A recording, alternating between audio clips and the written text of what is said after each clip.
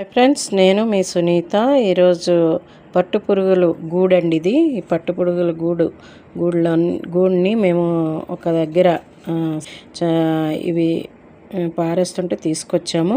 వాటిని ఇప్పుడు నేను వేస్ట్ మెటీరియల్గా దీన్ని ఏం చేస్తానంటే, గులాబీ బర్డ్స్ ఉంటాయి కదండి, బడ్లా నేను పెయింట్ వేసి దీన్ని తయారు చేస్తున్నాను. దీనికి కావాల్సిన ఏంటేంటి అవసరమో వస్తువులు ఇప్పుడు చూపిస్తున్నాను రండి.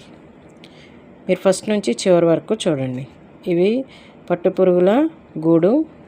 తరువాత కాలిపోయిన, ఇప్పుడు చూడండి, దోమల స్టిక్స్ పెడుతున్నాం కదా, దానికి కాలిపోయినవి స్టిక్స్ ఉంటాయి కదా, అవి లాస్ట్ స్టిక్స్. తర్వాత ఫ్యాబ్రిక్ పెయింట్స్, తర్వాత బ్రష్, తర్వాత ఫెవికల్, ఇవి అవసరం.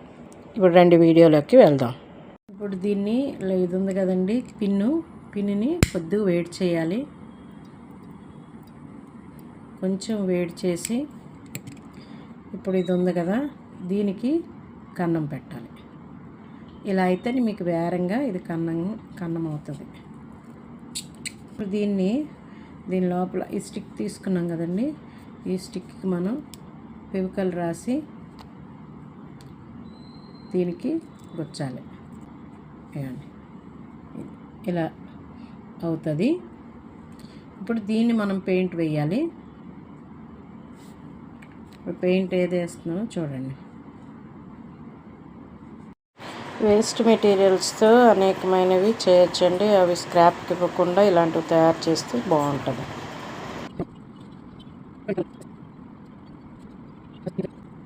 ఇలా మనం వేసుకుంటే మన చేతికి కూడా పెయింట్ అంటదు.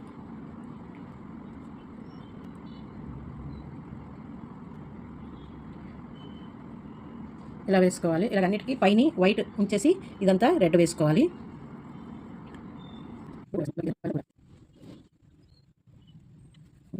ఇలా అన్నిటికీ ఇలా వేసుకోవాలి. ఇలా వేసాను. ఇవన్నీ